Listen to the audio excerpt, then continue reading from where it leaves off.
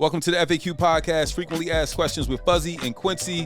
Subscribe. All you gotta do is hit that button. Like, man, tell please people about subscribe, it. man. How about just share, subscribe. Tell a friend. If you want to advertise, hit us fuzzyandq@gmail.com. That's fuzzyandq@gmail.com. Today, Fuzz, I mean, we have an LA native. We have the LA native. He spent some time in Texas. In New York. Then he invaded New York, the Ivy League. You know, I mean, this dude, he's man, he smart. went to school 3 times. Yeah, he was like, no, that's not enough. That wasn't enough. Research like Nardwar, huh? Yeah. I mean, Nardwar. That's a compliment. That's it. That is a compliment. Shout out to Nardwar. You know what I mean? That's our folks. But I mean, it's so much to talk about. I mean, this dude has worked with everybody from Luau Dang to DJ Khaled to Will Smith and his family. Let's keep it West Coast, though. You feel me? I mean, he's an investor. Yeah. I mean, this dude has changed the landscape of neighborhoods and what investment and what his neighborhood looks like. Let's give it up for David Gross, aka David Nett. A. Gross. Yeah, David A. Gross. Wow, David Nett. That's the You see what I'm saying? Gross, but he's Nett. Anybody But he say get that? Everybody ever thought? David Gross, Nett. Oh yeah. David A. Gross, aka David Nett. Yeah, I like that. I like that. You can keep you can that. run with that. Yeah, should for a make small work. price. Yeah, for a small price. For a small percentage on 17 city blocks in Philadelphia. We'll talk about it later. It'll be an FAQ play. You know what I'm saying, Fuzz? Yo, man. Here's the deal. This is what we're not going to do on this interview. Okay, we'll talk about Nipsey and we'll talk about all of that, Which right? is key, though. No, it's key, but we don't want to make it that. It's so many keys. He's a janitor. It's so many keys. Like you got the Luau Dang. He's a profitable janitor then. I mean, he has. You know keys. what I mean? Yeah. So keys. it's so much stuff. What you're doing now? Yeah, did man. you ever imagine 15-year-old Dave, 20-year-old that you would be where you are right now? Hell no. No? When I was 15, I was living in a small town in East Texas, population of 500 people. That's crazy. Yeah. Change your life? Change my life. Change my life. Because I just had stillness around me. I moved there when I was 10. So I just had stillness and nothingness around me for 5 years. And But coming from LA, for clarity for our listeners, coming from LA, then you went to Texas. then I went to Texas. So you're like the big kid, like LA kid, then going to a small town where they don't lock doors. You know it. You like. So I did that once. I stayed for a whole year with my grandfather in a place called Meadville, Pennsylvania. Yes. And like I said, probably small town, like maybe one traffic light. Like we can ride our bikes, and I'm like, one of everything. One store, one restaurant. Light. Yeah. Only thing is multiple of his church. It was multiple. A lot of churches, yes. That's a But lot. one high school, one middle school. Yep. So I was like, going to a small town where my mom grew up at. I'm like, wait, y'all can leave your bikes on the sidewalk? They're like, yeah, ain't nobody gonna take it. And I'm like, no, we gotta bring it in the house. They're like, Fuzzy. And I'm like, I was on some like Compton. Yeah. Like we ain't gonna lock our bikes up. No, we coming right. I'm like, so I wasn't used to that. Yeah. Then they calling their soda. Y'all call it pop. Well, that's in Meadville. It's very different. Pop. From, I'm like, I got in trouble for saying soda. Like, I want some soda. Or I want to go to the liquor store. They're like, you don't drink? I was like, I need to go to the liquor store. Yeah. The liquor stores back east are real liquor stores. Damn, I don't even think we had a liquor store. Really? Damn. Nah, I don't think we had a liquor store. What was the biggest city closest to where you grew up? The biggest city was a town called Nacogdoches, which was like 45 minutes away. And Sounds it was, fake. Because it had a college, a community college called SFU, Stephen F. Austin, and they had like a basketball team and all that made the tournament one year. Yeah. But that was like the biggest school. It was like 45 minutes away, and it was probably, I don't know, 15,000, 20,000 people maybe. Wow. Still small. Still small. Do you think if you would have stayed in LA, you would have been playing sports like you were playing sports in this small town? Or was it just like, all right, well, I'm here because I know the story that your basketball coach was doing something and that's how they connected you to get out. To the college, right? Do you think if you would have stayed in LA, you've been playing, like, were you nice or was it just like, we got 500 people? Man, I hadn't even really got into sports when I was still in LA. And I never like to dramatize anything because my life after I left, it's pretty much, but if I look at the life of my older brother who really, I wish I would have brought him. We were like peas in the pod. He was just 3.5 years older than me. And, I don't spend enough time talking about my time in Texas and that whole thing. Yeah. It was super formative part of my life and probably the only reason I'm here now. So if I stayed in LA, would I been playing basketball? Probably not. Probably not. The crazy thing is I was considered a bad student. like no one knew I was a good student before I went to Texas. It's just we moved schools so much. You know what I mean? We just moved around LA so much in and out of school. I just never had time to sit and really. But were you moving because academically or just from family just family shit. You know what I mean? Family. The typical. Yeah. Everything was typical at that time. You know what I mean? I think everybody from LA at the time probably had a story like.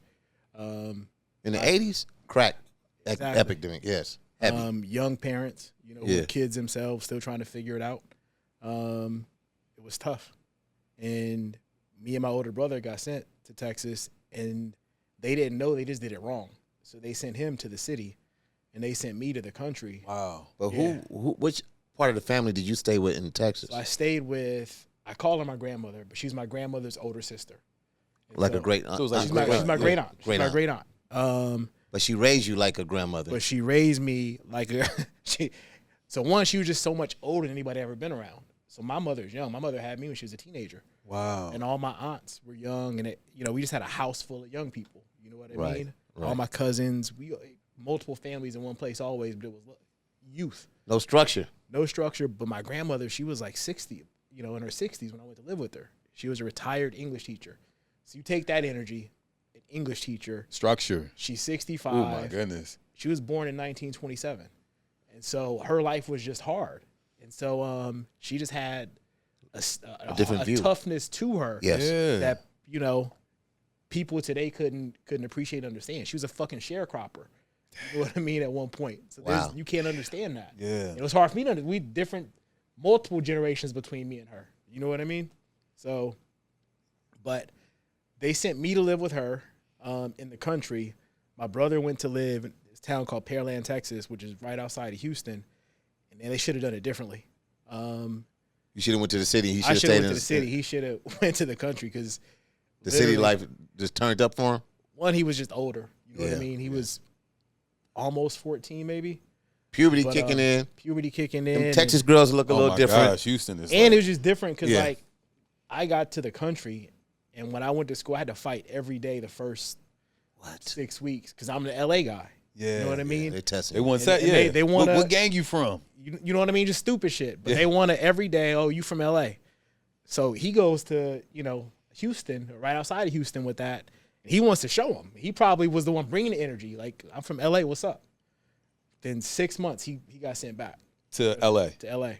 Oh man. Yeah, just very different. Yeah. Situations and very different lives since that point. Right. It's just crazy how certain things happen in your life and it takes you to a different trajectory. A different. So talk about how you're playing basketball and your basketball coach is trying to do something for his daughter, correct? Yeah. And that gets you to New York. So first of all, I ended up playing every sport because like he was saying when he went to, was it Meadville? Meadville, I was playing. I never played basketball, but I played basketball. So it was. There's so many blacks back here. So I was like, I tried out to be point guard. I've never played basketball like that in LA, but I didn't make it. But I was like a assistant coach. Wow. So I was a manager actually. It was one school that went from pre-K to high school. So one school, one campus. That's how small it was. So I ended up playing every sport. I ended up being good at every sport. I was a captain of like every team. I was the class president at some point because our class was so small. We were just with the same people from the 4th grade when I got there up through I left after the 10th grade. So we were like a little family, Everybody grew up together. Everybody grew up together. The basketball coach was also the cross country or track coach. He's also our math teacher. That's how small the school is. Yeah. Multiple hats. Multiple hats. And he was a janitor. So it took a bunch of unique things to happen. So in a town, in a region that was all about sports, he was a coach of the basketball team, high school and junior high, and the math teacher. He had a daughter, my homegirl Christy, who couldn't play any sports because her leg was kind of messed up. And so that bothered her whole childhood. And when your kid's unhappy, you're not happy. And it must have bothered him and his wife. And she was really smart. She was gifted intellectually. So he was trying to find a different thing for her. You know what I mean? So in finding something for her, like at some point he got it in his head, he was like, hey, you're going to do this too. And so for me, I spent the first 3 or 4 years hating it there. And not even just hating the place. It was because it was the first time I rode a plane. I got on a plane to Texas by myself at 10. You know what I mean? Unheard of. So it was the first time I rode a plane, the first time I lived somewhere without my older brother, any of my family. So maybe I didn't hate the place, but just the situation, the trauma of that transition. Yeah. I couldn't even see if I liked the place. And it took a couple years to settle in. I'm finally settled in. You know what I mean? And being in a one-horse town is not the best, but like I said, I was the captain of every sports team, the star of every sports team, the class president. Yeah. So I was like, what do you know, like. He was popular, bro. Life was cool at that point for me. Yeah. But then the more I thought about it, like he was like, look, think about what's going to happen after high school. Like, what are you going to do? And I never really put any thought into it. You know what I mean? And I was doing well in school, but I was doing well in a small town, so I didn't extrapolate from that. Banker, doctor, consultant, I wasn't thinking about that. Yeah. You know what I mean? I was just, because nobody in your family was immediate investor. No, and nobody had a career. You know what I mean? Yeah. Right. And that wasn't nobody had a career. It wasn't something that was discussed at the dinner table, and I was with, at the dinner table was me and my great aunt. So whatever was going to come next, her focus was keeping me safe, and she was still, every day for her, she's still thinking like LA's right outside. So she's keeping me safe even in that small town. Yeah. She was just super strict, overprotective. Yeah. And so ultimately I was like, you know what? I went to visit the place, and it was like at a college campus. So it was a college called University of North Texas. So it was at a college. It's a pretty big college, actually, and right outside of Dallas in Denton. Yeah, shout out to Tyler Perry. He's the point guard there, and he plays. Yeah. Okay. Come on, man. Shout out to Tyler Perry. Didn't know that. The other Tyler Perry. It's another Tyler Perry. Okay. With an O. Yeah. Shout out to Tyler Perry. So I went for a visit, and I was like, oh, shit. Like, it was walking around the college campus. It's a big deal. Big deal. It's Hell girls. It's cool. It's like a little city. I saw the dorm, and they're like, yeah, you can live by myself, no rules. I have a curfew and all that. But I was like, that's what made me – I wasn't even thinking about the opportunity. That's crazy. I was just thinking I can go and kind of be my own boss and have no rules. But, yeah, man, it was my coach saying, look, I found this thing that Christy's going to do. Just try it. You had to take a bunch of tests to do it. So take the test and see how you do. And it was pretty cool. It was different. It wasn't like the traditional, it wasn't like the traditional boarding school where it's like money because it was free. It's just that every student in Texas that wanted to take a test got to take the test. The 400 highest scores got offered admission. So I got offered admission, and then I went, and life-changing. So that was just a program. That was like the college prep program at this school. No, to get into the school, there's a bunch of tests you had to take. Got it. Yeah. Got it. But you haven't graduated from high school at this point, though. I hadn't graduated from high school. Right. So it was the last 2 years of high school. We went to this place. So prom was kind of weird then. Yeah, there's a bunch of smart motherfuckers. Yeah. Okay, got it. But it goes to show you, like, the opportunity that you had, you may have not gotten that opportunity. But he didn't say no either. That's the part, like, he didn't say no. I said yeah for the wrong reasons initially, but I got the right thing out of it. Yeah, you know for sure. I mean? Yeah. But you tried something different. It panned out to your advantage. Yeah. So you've always kind of had that trait because, I mean, you've gone into so many different sectors, and I think for people that are watching this, like, they look at you and they've seen the success you've been able to have, and they want to know, like, okay, how can I get to where you are? I mean, the first step that you're telling us is, like, the first key is just try some stuff. Like, you know what I mean? Step outside of your comfort zone. Yeah, and I'll admit, so much of my life has been randomness and chance. When I got to that school, I hadn't thought about college at all. I was lucky that every kid there, they were there for academics. And they were only thinking about Harvard, Stanford, MIT. Wow, really? Yeah, they were kids that were groomed to be, you know what I mean? And like I said, I was fortunate that someone thought of me, was like, you should go and do this. And so it put me in a peer group that's what their focus was. And I was like, well, shit, I'm going to go to a good school too. Put it like this. I didn't realize you studied for the SATs. And so I took the SATs cold, you know what I mean? Because I just didn't know. and everybody else was prepping for it. So when I say so much of my life was randomness and chance and dumb luck, I knew I didn't want to go back to LA. I knew I didn't want to stay in Texas. So just from media and images, I wanted to go to New York. So I applied to 2 schools. I applied to NYU, which is obviously in the city. I applied to Cornell. I applied to Cornell because I thought that all of New York was city.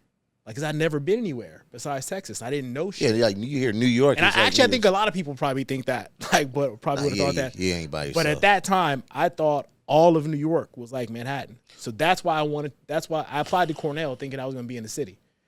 Not knowing. I touched down in Syracuse, and the ride from Syracuse to Ithaca, bro, it's crazy. Farms, it's cows, it's pastures. Like this shit is just like I got Texas. duped again. Yeah. But back east. So it was just random. But then I got to Cornell, and I loved it. And when I got to Cornell, I wanted to be a businessman. That's crazy. No, Yeah. it's a couple crazies in here, Fuzz. Like, That's dope. Is this 94, 95? I graduated in 95. Okay.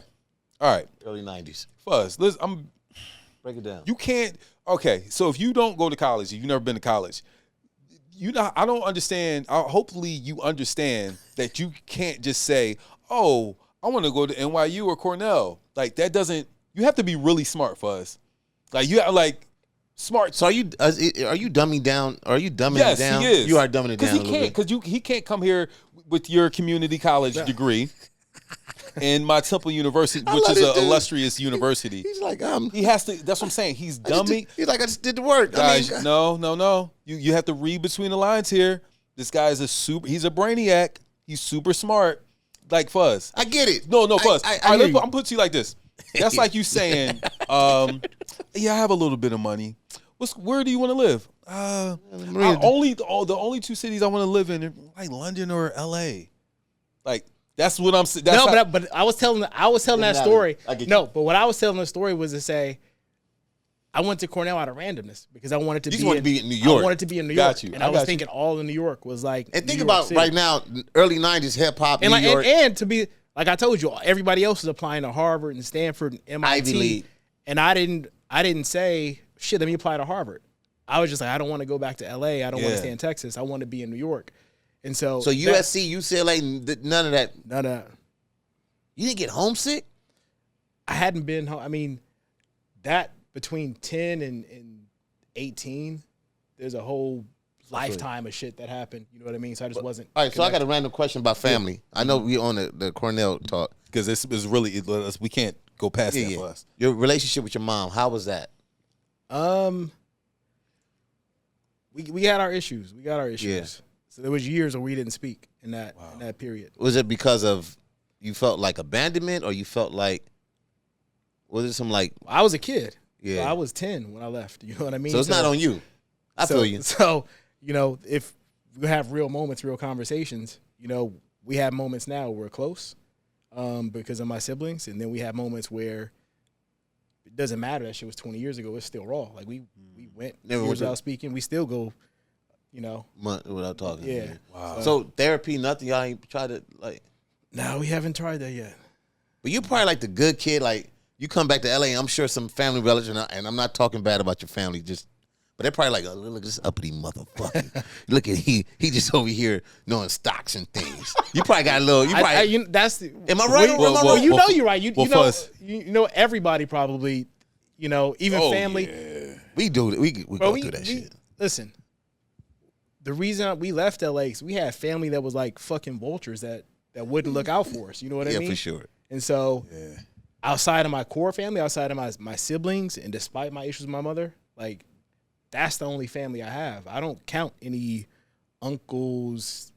You know what I mean? That's shit. I see you. We could be family. You know what I mean? We are now closer than some of the people that are actually my bloodline. So, but a lot of people probably do feel like that. But nah. So the whole thing about y'all were saying like, oh, he must be really smart. The crazy thing is, and I want to hammer this point home. FAQ style.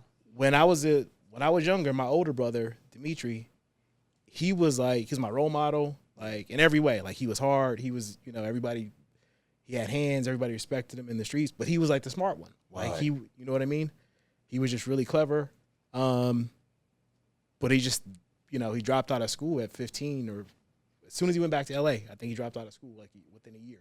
Wow. And so if you don't keep developing, then people aren't going to look at you as smart because you're not being given the information to process. Yeah. But in terms of ability and aptitude, no one knew I had it until I got to go sit down and just be still, and all I could do was school. Darn. You know what I mean? Yeah. All I could do was school and sports. Environment. So if you'd have put me doing some other shit, if you'd have said, all you're going to do is sell drugs or do whatever or fight, I would have been good at that. Yeah. But I got to just focus on being good at sports and being good at school. And he You had got no distraction. You didn't have any distractions. no distractions. He got to be good at being in a gang and selling drugs. And he was 16, he was 16 selling drugs out of a hotel in Denver. Was the first time he went to jail. Damn. So just think of how very different that is. I was about to go to a boarding school, and he was in, Denver, Colorado on his own at 16. So my whole thing is we all could have been geniuses. Yeah. You know what I mean? Yeah. You just don't get put in that show your genius environment. Right. That's But deep. David, did you have like this, not a chip on your shoulder, but almost like, I'm going to make it. Like, I'm going to, I see what my environment is. Not saying that your family was dysfunctional. I'm not saying that, but you're like, I can do better. You see images on TV or you see things, you know what I'm saying? You're like, this is what I want.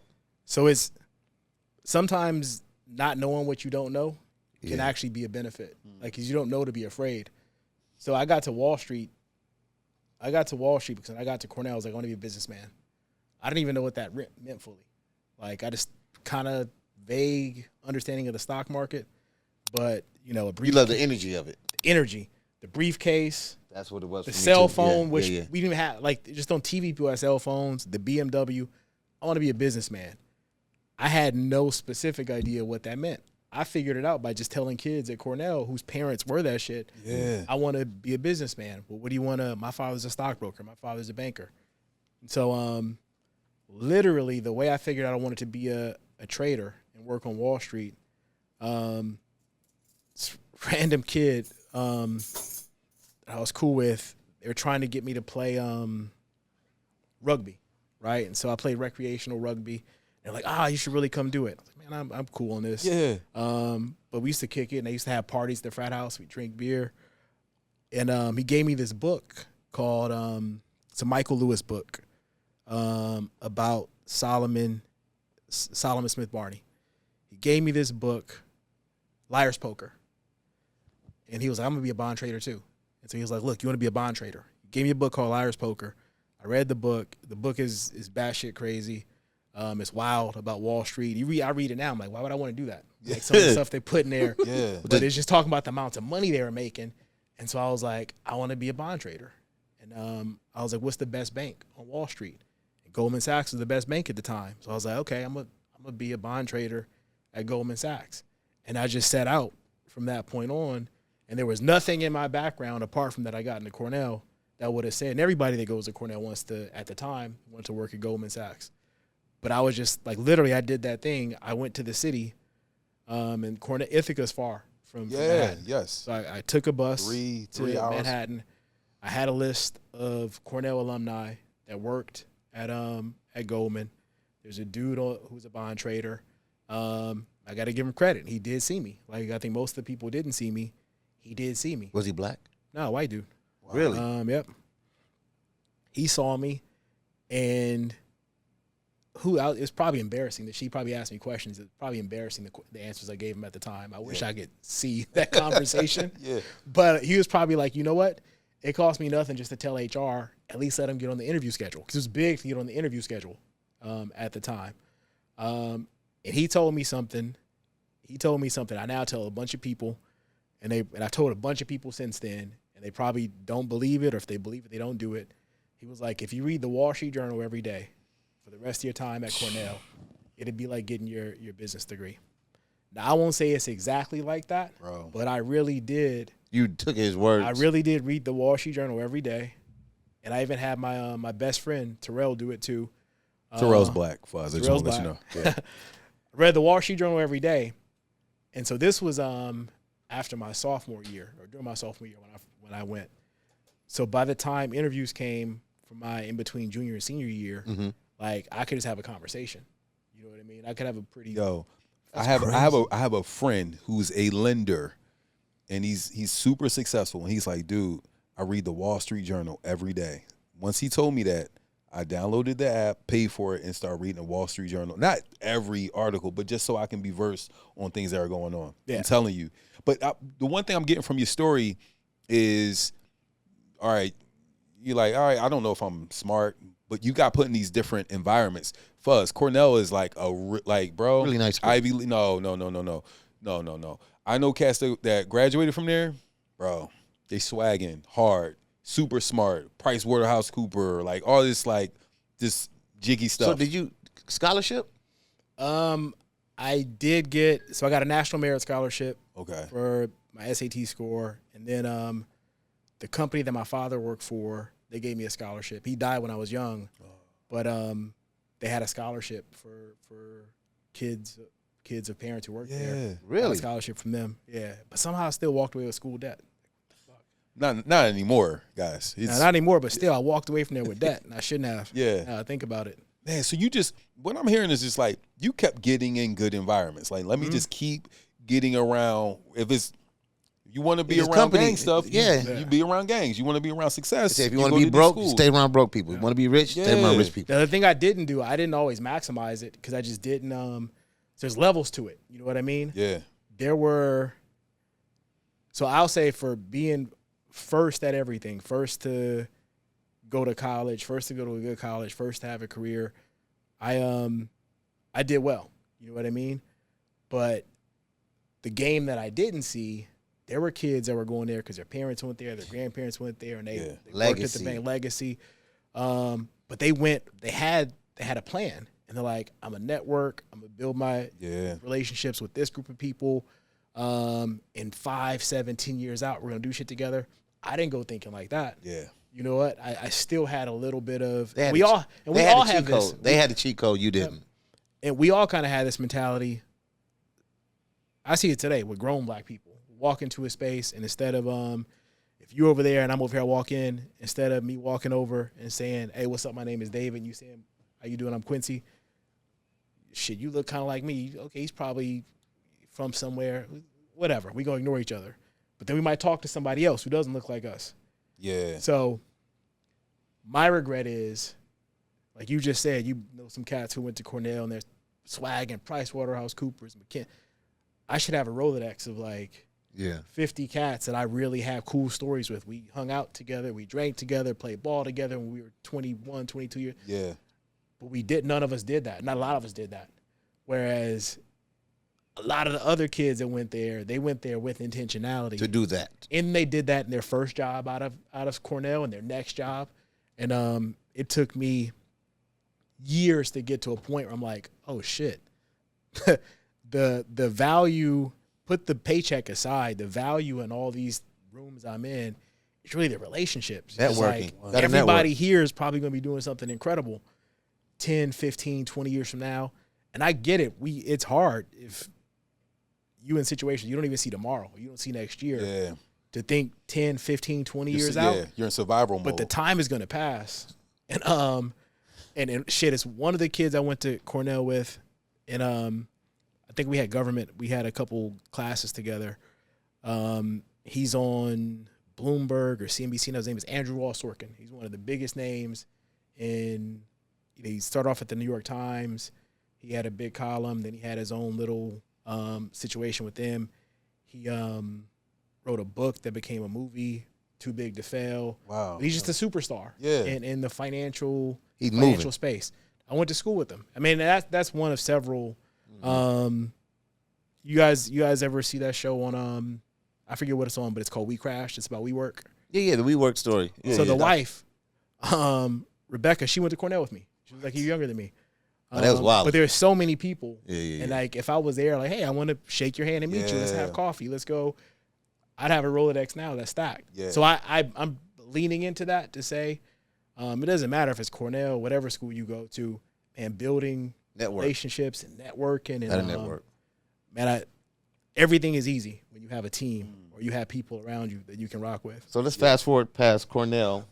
He went to 2 other colleges after that. Yeah, but Fuzz, but real quick, right? who are some of the like key relationships, right? Because Fuzz, like this is one guy, I read this book called the People's Principle. He's a beast, Fuzz. Okay. He's a legend in real estate, right? And like I know you have a relationship with Don Peoples, right? You have a relationship with DJ Khaled. Like, who are some of the key? You have a relationship at BlackRock. Like, one of the black dudes from BlackRock is from Philly, from West Philly. Like, these dudes are massive, like, people. How did you? Or okay, you're at Cornell and you're like, I couldn't really connect it here, but okay, you may have not connected with those people, but you connected with some legends in your game. When did the flashlight come on, and who were some of those, first people that you were like, all right, I need to get with Don. I need to get with this person. So the thing that I did do, like I didn't appreciate or understand just the concept of like networking, building relationships, and relationship maintenance the way that I do now. But the thing that I did do, because I wasn't good at that, whenever I did form a relationship, it was a real relationship, like a deep relationship. Like, I only built relationships with people I really fucked with. It's just backwards. I get it. But because I did that, all those relationships stuck and they lasted. Yeah. But what I always did, I was always, like I said, I went to Cornell. I was like, I just want to make money. How do I make the most money? So then I would start, like, who do I want to connect with? So I read Don Peoples' books. I knew a Don Peoples.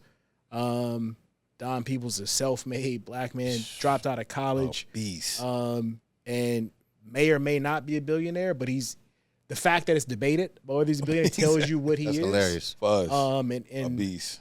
Literally all on his own. And so I was like, look, I'm going to connect with Don Peoples when I have something to value, something I can trade or give to him to build that relationship. That's another key. When you have value. Yeah. Because otherwise, it's like I'm going to just be one of the thousands of people probably reaching out to him trying to take value or energy. And he'll do that. Like, he mentors people just for nothing. He does, because he's pressed on me to mentor people. Got to give back. So you got to give back.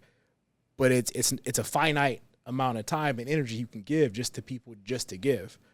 So I actually reached out to Don at one of the schools I was at. I tried to create a real estate investment certificate for Columbia to teach to entertainers and athletes. Harvard does it, Wharton does it, a few other schools do it. And that was going to be my thesis project when I went to Columbia. And I started working on it, and it was coming together. And then the school was like, yeah, we don't really want to stand behind that, but if you can still do something with it, cool. And so actually Lou Aldang, he was like, well, I'm locked into the idea. I'll support you with it. Lou was an NBA player from Africa. I'm sorry, I forget what country. You can fill it South in. Sudan. Okay, from South Sudan, but really good player. Yeah. Really good I know player. your name. Went to Duke. Went to Duke. Yeah. Yep. First dude to be one and done. So that was big at Duke. Krzyzewski hated him for a minute. I do remember they're that. good now. I remember that. He's the very first, but world-class dude. Yeah. One, he was an incredible second or third all-time leading scorer for the Chicago Bulls.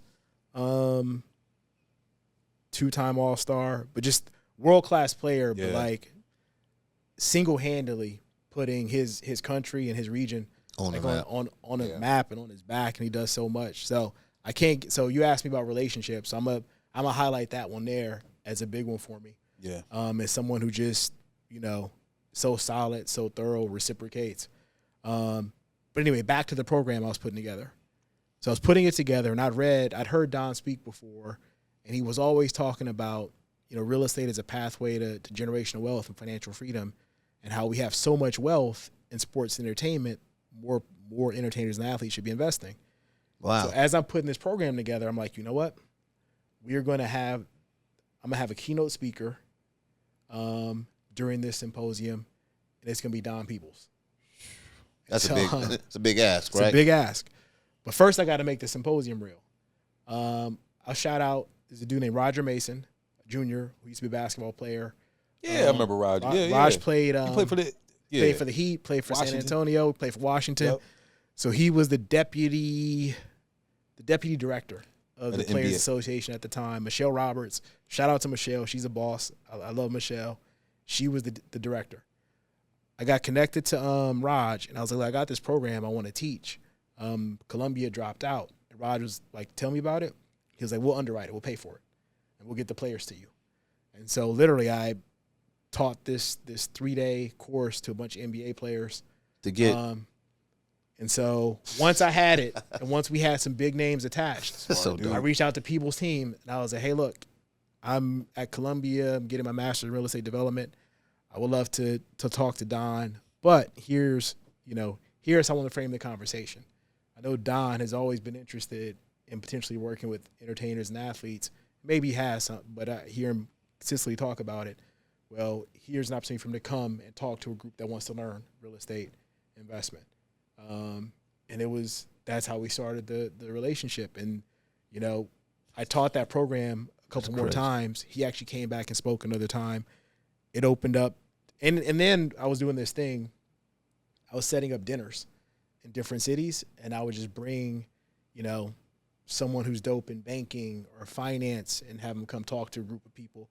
So we did one in Miami, and Don flew down. I had some players there. He talked about a deal he was working on. I was like, look, I'm in real estate, but here's somebody doper than me. And so if you guys want to connect and do a deal with them, have the direct connect. And so I led with value first. First several interactions. You know what I mean? What year are we talking? Shit, that was the year I was graduating from Columbia, so 2014, 2015. And I'd worked on Wall Street for 10 years, and then I went back to school. But you humbled yourself. That's another thing. You humbled yourself, and you said, hey, I want to get into real estate, so you went back to school to learn real estate from Columbia. Like, and I didn't even see it as humbling. I was like, I just can't spend – had I been 22, I would have been fine spending 5-7 years trying to figure it out. You know what I mean? And learning by doing. But I was like, I'm not 22. Yeah. And I've worked, and I've gotten experience. You got a career now. I had a career. I can't. It would have been dumb of me at that point to be like, I'm going to start from scratch and go. What I know, there's a way to scale, and there's a way to do it at a different level with the background that I had. Smart. So it cost me, you know what I mean? The money that it cost to go to the program and doing nothing for a year and a half. But for me, it was a better pathway. So I didn't see it as humbling myself. It was just it was a good trade for me at that point. So this is how you get into the sports and entertainment. That's what that was. Yep. But how do you go back to school for a year and a half as a grown man? Right, like, well, you were making money on Wall Street. But a lot of people do that. I know, but a lot of people, some people gotta go to school. Gotta go to work as well. So you stopped everything. You made some money. What year? I guess he probably was getting government checks. He probably living on welfare. Yeah, he probably was. He was on welfare. Yeah, he was on welfare. Yeah, EBT and stuff. Welfare kings or queens eating lobster. Huh? Hey man. So, but for me, it Wall Street was and I've shared the story. Mm-hmm. Like, I worked at Citibank for almost 10 years. So I worked at a Goldman Sachs as an analyst, left, tried to start up, and I went back to business school. So what starter was it? I started a company. It was like AOL at the time, but it was just geared towards Black A&L, Black AOL. And if I kept doing that shit, you'd have been. I'd be up. Yeah. I'd be up. Oh, yeah. Because everything we support goes. Everything, yeah. If I had thugged it out. You wish you would have stuck with that idea a little longer? And I wish I would have stuck with it. I mean, I stuck with it longer than everybody who started it with me stuck with it. Yeah. And through the crash that happened in 2001. But again, not coming from a background or culture of people who understand the entrepreneurial process, like, yeah, had I said, hey, this is part of the process, it might. But you were super close, but you just should have. I might be in the wastelands for like 4 or 5 years, and I might pivot, do something else, but lead to a different opportunity. Yeah. It was hard for me at the time, and it's one of my regrets. And some people say I have no regrets. I have tons of regrets. It's one of the regrets I have because what I was doing is I was watching the other people that came out of school with me who were still at Goldman Sachs or different banks, and I'm like, oh, man, they're 3 years out and they're making this much money. Yeah. And they started comparing. Got it. And so I was on a different path. And I wasn't thinking about, well, shit, but 15, 20 years, most of them are still going to be reporting to a boss. I might be selling a company. You know what I mean? Yeah. So literally I started comparing, and I just didn't. That's one of the first big regrets that I have. But I bounced back by going to NYU, and I got my MBA from NYU. So third school. That was the second school. Second school. Yeah. Columbia's the third. Columbia's the But- third, yes. But anyway, I worked at Citibank, and so I didn't walk away from Citibank with a bunch of money, and that's one of the reasons I went to real estate. Citibank stock, was a $50, $55 stock for most of the time I was there. It might have been beneath $1 at one point during the crisis.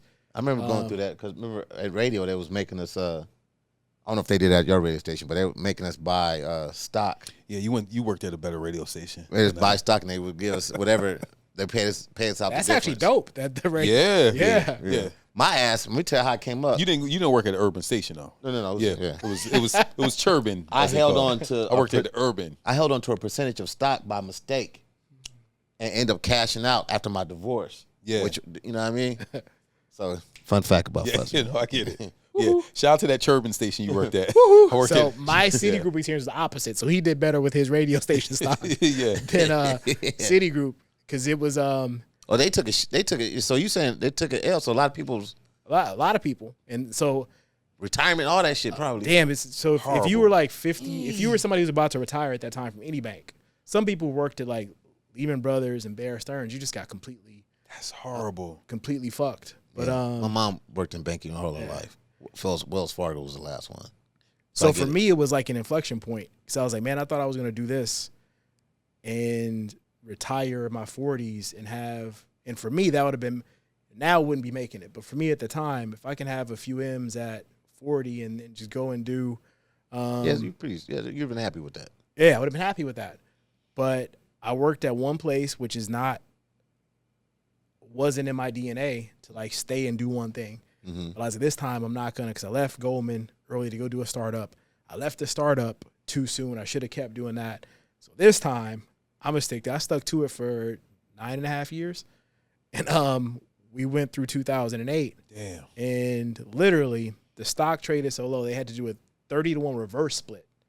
What is So that? had to take 30 shares and make them into one share so we'd be able to trade on the stock exchange again.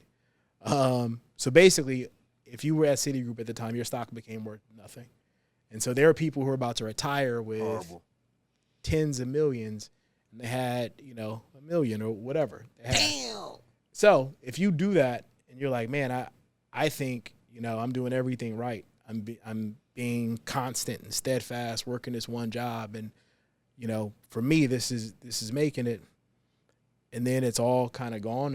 You feel like it's nothing that I did. Like it's just the bank's fault or the general environment's fault. Now I'm like, well, I chose to be in banking, and that's the risk you take. So it's nobody's fault. But I was like, I should just bet on myself. That's what I'm about to say. David, you had to bet on. That's what me and Q just did. We bet on ourselves. yourself. And I was like, How many times we say that? We said that a and lot. I was like, if I bet on myself for 10 years straight, there's no way I'm gonna lose. You know what I mean? Hell There's yeah. no way if I do something and stick to Talking it for our 10 talk, years, David. You're talking our talk. I'm not gonna lose. And so the reason I went back to school, I was like, I got to be smart this time. I'm not just gonna go and pursue some kind of romantic entrepreneurial story. I know finance. You know what I mean? I understand private equity. I understand institutional investors. So why don't I go learn real estate and get that stamp and then combine the background that I have so I can go out and do it in a bigger way. So that's another reason I went back to school. Wow. I mean, dude, Bet on just yourself. I know you're developing stuff here in LA. I know you're doing stuff in Rochester. Was it Westchester, New York? Westchester County, yeah. Westchester. Are you doing anything in the small town in Texas that you came from?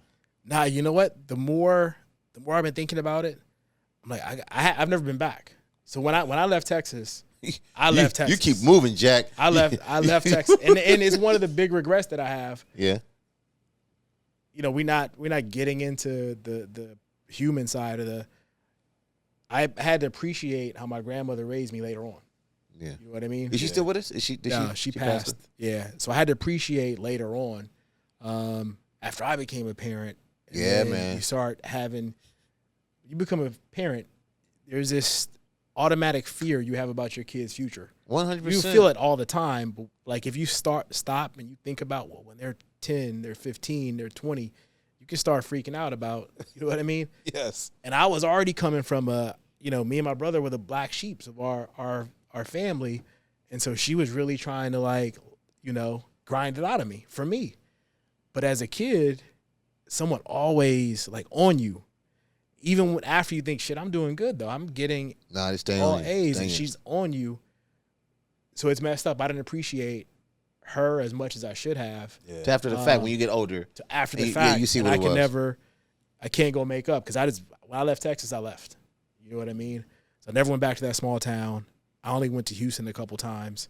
But she probably understood and understood your drive of not going to a bigger city to excel. Yeah. And I'm sure there was a lot of conversations where. Yeah, towards the end. Yeah. Towards the end, I was getting it. And I was like, damn, like, Leela really, she did this for me. Yeah. So I never been back to that small town. But now I've been thinking more and more about going back. And taking your family maybe and kind of give them the. Yep. Yeah. And the crazy thing is with Facebook, like, I became connected to a lot of people and. They still there. They still there, bro. Yeah. They still like, there. the majority of them, or they made it to like one town away. And that's not bad, but it's just, I might have been there. You know what I mean? If I didn't go to 100%. If I didn't go to that school, I might have been there.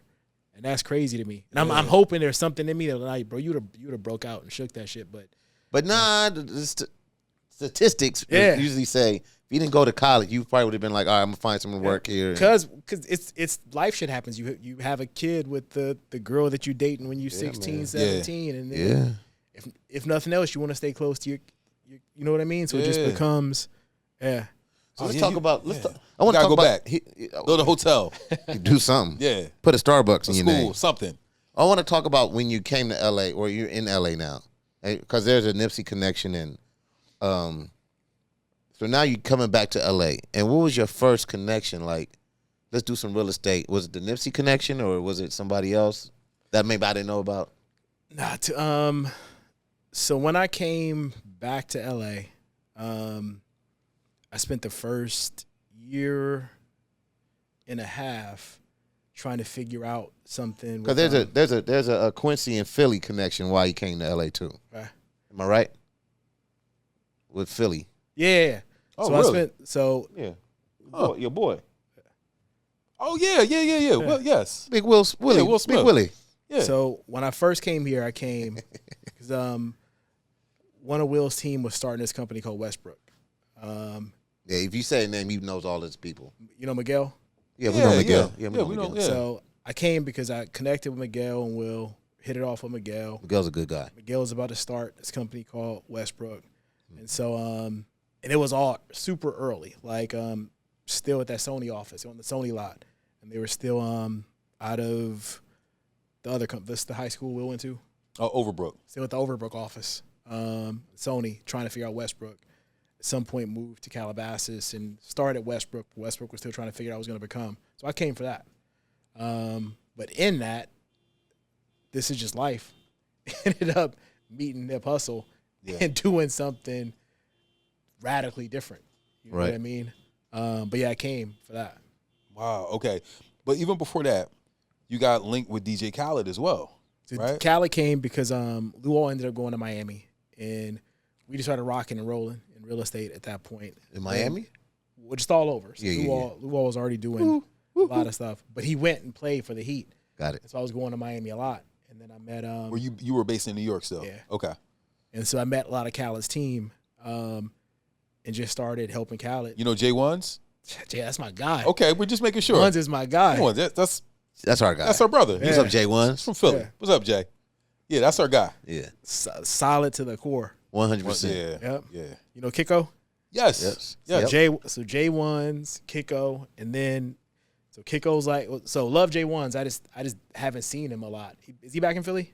No, he's still in Miami, but he's doing some other stuff. Yeah. But so Kiko is my brother, and then this dude named Stan the Man. Okay. Who worked with Khaled, and we became like brothers. So I started doing some work with Khaled, helping Khaled with some stuff.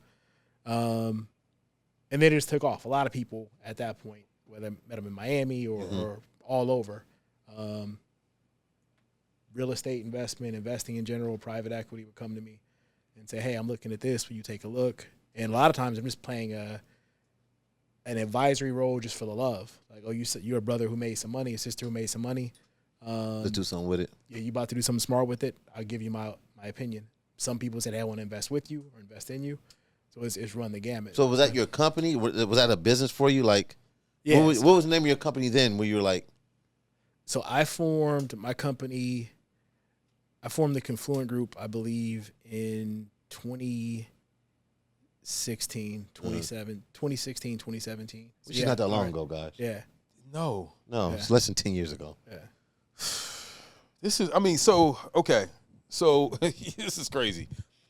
Don Peebles, he's done a lot in Miami. I remember reading his book, how he did a hotel in Miami and condos and all this different stuff. He has the Bath Club, which was, until he bought it, it was a segregated supper club. Yeah. Where at? It's on the beach. In Miami. In Miami. It's Called booming the now. Bath Club? The Bath Club. Never heard of it. It's booming now. Well, he owns it. My Amex probably doesn't work there. Nah, I think memberships are like, you got to buy a membership for like $80K or something like that. Oh, it's a membership. Oh, yeah, that's why I ain't never heard of it. I'm always going to Soho. The Soho houses on somebody else's. Yeah, his is next level. So I think it's a one-time, and I could be, let me lie on. Are you allowed to go there? I mean, not allowed, but you go there? I actually haven't been yet. I was supposed to go to the grand opening, and I was supposed to go to his recent birthday party, but I couldn't make it. But Davey, man, you need to network more, man. I know, you right? Tripping, dog. So you fucking up, man. Yeah.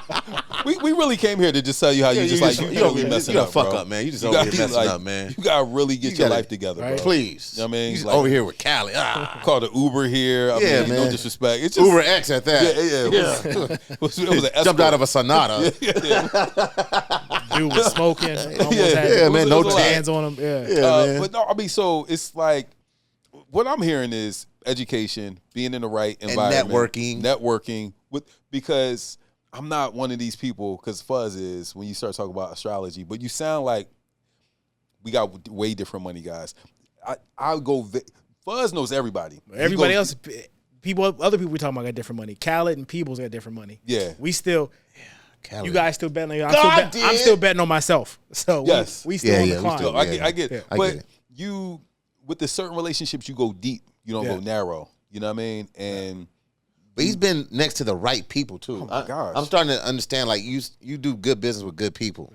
Yeah. Everybody. So Peebles is somebody I didn't know, but I was like, damn, he's done what I like. If I could max it out and be, the highest level of what I want it to be, it will be him. So that's what that relationship was. Yeah. Luol was just a great person. Khaled, it was Khaled's team around him. Then I met Khaled. I love Khaled's energy. And good timing too for that. Good timing. Yeah. Then I built relationships. Like J1s was a great. I spent a lot of time with J1s before I spent time with Khaled. J1s, Kiko, and Stan before I spent time with Khaled. Yeah. Just anybody knows them. They're just solid dudes. So is that how Rock Nation? You got kind of close to Rock Nation because of Khaled? Or Nah, I when Nip started dealing with Rock Nation, that's when I kind of got connected to Hank Rock and Nation. everybody. Hank and everybody. Yep. So it was literally because of Nip and Hank was all things TMC at Rock Nation. And then we connected dots later after when they did Hire. And Khaled was like, nah, Dave was my guy, from Jump. So wow. Yeah. This is coincidence. Yeah. Shout out to Hank at Rock Nation. Good dude. So you come back to LA. Were you like, I don't want to go back there? I just was it a bad, and not bad, but just like conflicting energy because you haven't been in LA in a long time, and probably didn't have a lot of connection with a lot of your family here. Was it like, oh, now I'm gonna come back and people gonna know? Yeah, I didn't have dread, but I will say I never saw myself leaving New York. Because I didn't set a base there. It was comfortable. You set a base, and I just didn't have any reason. I didn't have any experience in LA apart from being a kid, so I'd never come and. Which is a big gap. Yeah, it's a big gap. Get it. So I never spent more than a weekend or work 3 or 4 days here. So just no conception of what life in LA would be like. So I won't say I didn't dread it, but I wasn't like, oh, I'm gonna love LA. Literally, I thought I was gonna come, help figure out what Westbrook was gonna be, and then maybe go back to New York and run a New York branch or something like that. Because I was just fixated on New York. But then I got here and life changed. So how did you and Nip connect? What was that connection? Where was that at? So me and Nip did just meet at a basketball game, and I'll tell that story. But I had been trying to I had the idea for Vector 90 about 9 months before I met Nip. And literally it was so, I didn't do it, and then I randomly met Nip. He was like, "I'm gonna be part of it." I did it with Nip in mind, so I wanted to do it in the Crenshaw district. Yeah, because that's his thing. Yep. And so I met with Steve-O, my guy. Shout out to Steve. Shout out to Steve-O. Yep. I met with Steve-O and JP. Well, see, we have a lot in common. JP George, he did our logos. He did FAQ. Oh, what up, JP? And Vector I'm sorry, 90s. I didn't know that was the same. All right. Same George. My man. guy. Yeah. That's what's up. We have a lot in common. You just probably don't even know. Yeah. Nah, I know we probably got so many. Like, LA is the smallest big city in the world. Yes. Especially for black people. Yes. Especially for black people. Yes. So I met with them, and I was like, "Look, I got this idea for Nip."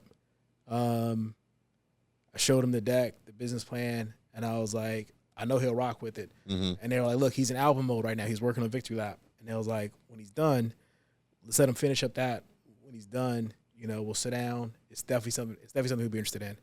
And I know at the time, like now, there's like a lot of Vector 90 type concepts, Mm-hmm. and that's one thing. Break to everybody what the Vector 90. Mm-hmm.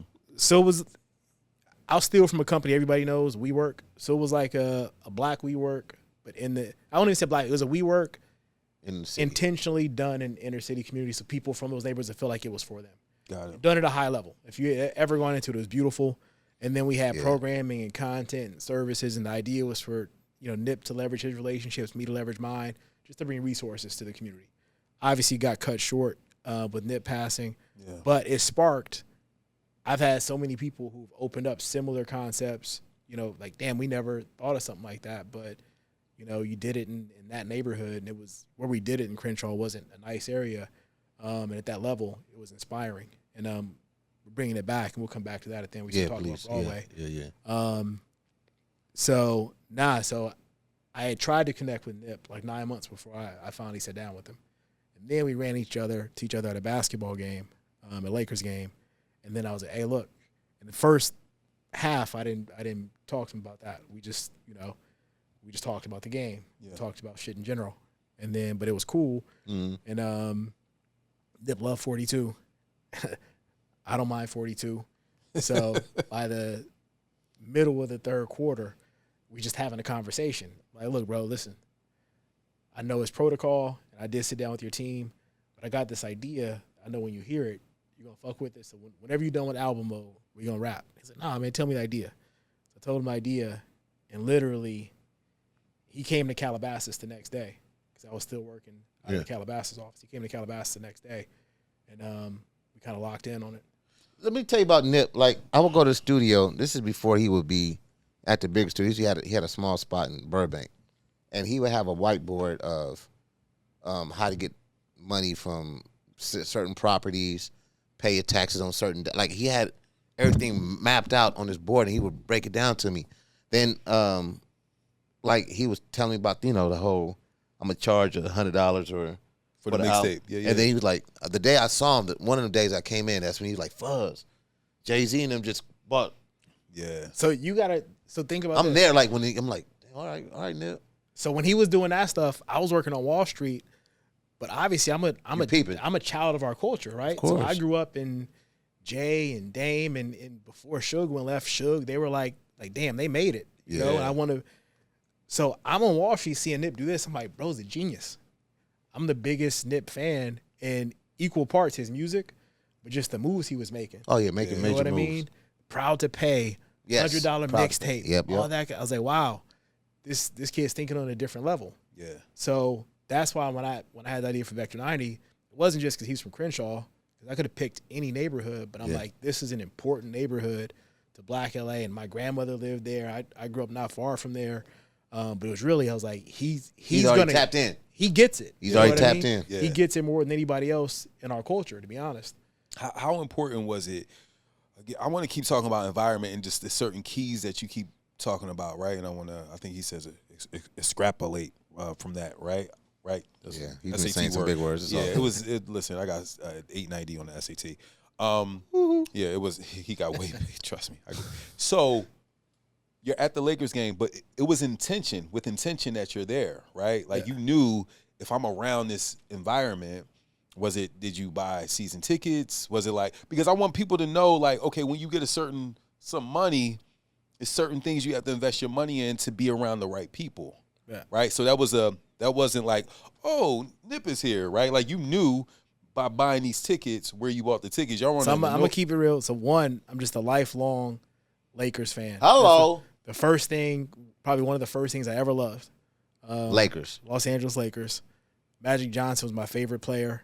Showtime. Of all time. Showtime Lakers. Showtime. He talking my talk. So Form, baby. lifelong Lakers fan, even no matter where I live. Yeah. Always loved the Lakers. But then two, like That didn't leave. That LA didn't leave from you. Nah, not at all. You was watching the Laker games in Texas, wasn't you? I was watching the Damn games right. and when during the years when the Pistons were beating the Lakers, I was ready, 04, ready to yeah. fight, ready to cry. Like, was so Yeah, that when I- bad boy club. yeah, but up and down with the Lakers. Got it. To the extent they had down years. So one, it was just that was the thing I associated most with LA. Of course. You know what I mean? But then I was like, with the business that I want to be in, and then influenced by, so I want to be, real estate investment, development, just investment in general.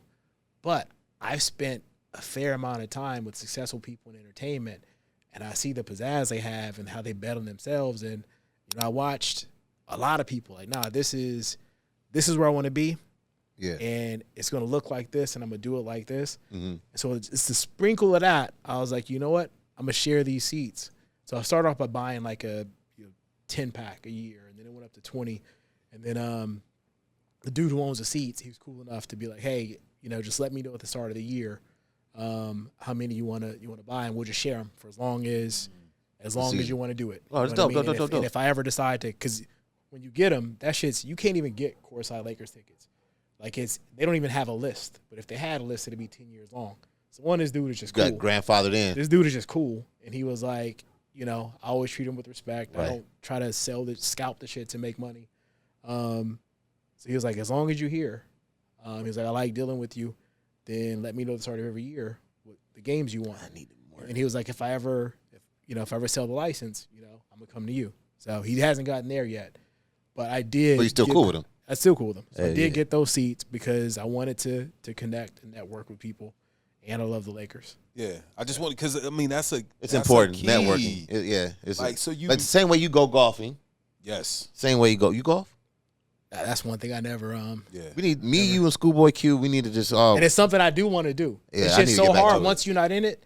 That's a sport you can't just go. You be the asshole if like 5 dudes know how to golf and you don't know how to do Nah, nothing. you can get in. They cool. Yeah. Yeah. I'm gonna go one day. Yeah, like people are cool, but they want you To after be- the first 4 or 5. Like, well, I suck. I play with these dudes at a country club, and they're gracious, but they play like 4 or 5 times a week Yeah. because they got they're super paid. Shout out to Hey, who was the dude that went off in a helicopter? Was that true? Was that real? Yes, I meant to call you about that was Joe. Shout out to Joey Gingoli. That's my guy. Who's that?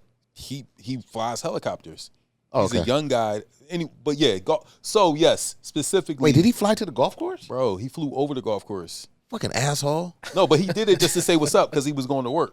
Okay, bruh. Bro, Okay. he was.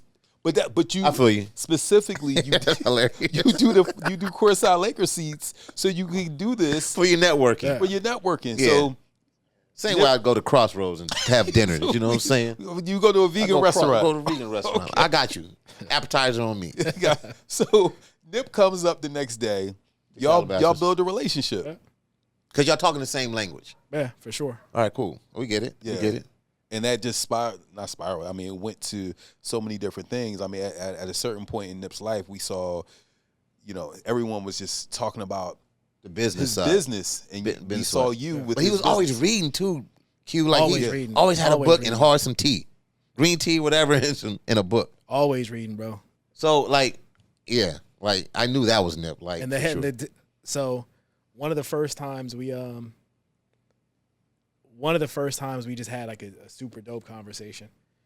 He came to my office, and he had this it's like a trash bag size full of vitamins. It was Dr. Sebi shit. I never heard of Dr. Sebi at the time. Yeah. Yeah. And he started telling me, and he was like, "Hey, bro, he cured AIDS." And I was like, "Bro, he didn't cure AIDS." And so Y'all having he a debate.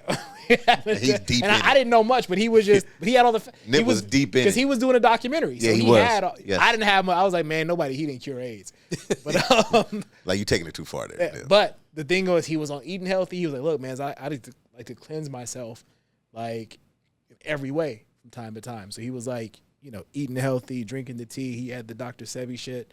Smoothies. Yep. He's on his Green juice every Him and day. J305 would go get their stuff. Really? Yeah.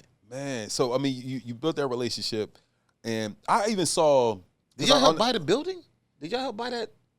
Yeah, we all bought it together. On Crenshaw and Slauson? Yeah. Okay.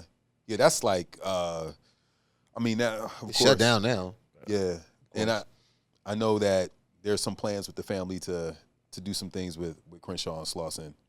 Yeah, Sam has some dope plans for that, but that's when he's ready to announce it. Yep. Yeah. Announce it. Yeah. Got it. Shout out got to it. Sam. But it's the only thing I say about it, because Nip has such an incredible story, and the documentary's going to come out, and then there could be multiple documentary, movie. Mm-hmm.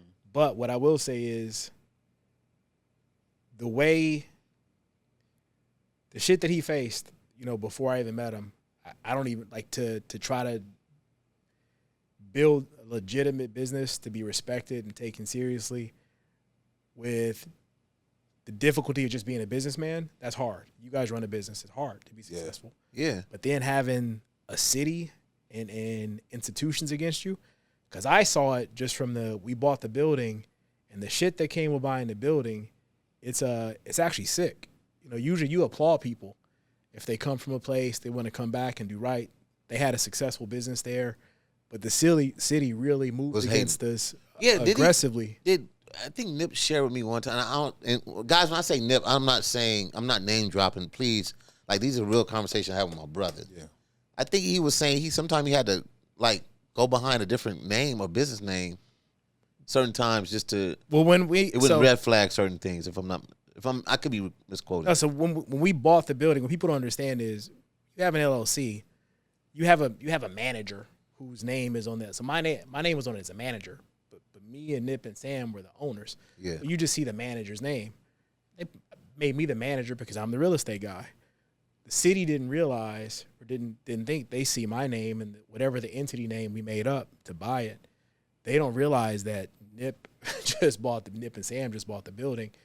And so they started fucking with us right away. Yeah, that's what I heard. And so to me, that whole story, I can't wait to see how it's covered or when that's covered in detail. But it's because he shared that with me. That the city was really on him. Yeah, for sure. Okay, all right. So I'm saying the right shit. Okay, I want to bounce around, right? Because I think after George Floyd passed, it changed. I quit my job. Yeah, I couldn't do it anymore. And I remember talking to one of my friends, and he was just like, look, go after the money, the corporate money, because a lot of these corporations are going to feel guilty now that they're not doing enough in the black community, right? We were all sitting down at that time. We got to see what the horrendous thing that happened to George Floyd.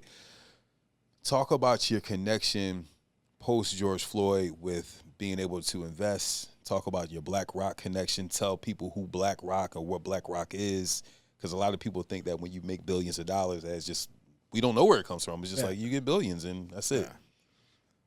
So one, this is something that I'll tell people, just remember, behind every corporation is made up of people. So it could be hundreds of people, thousands, dozens.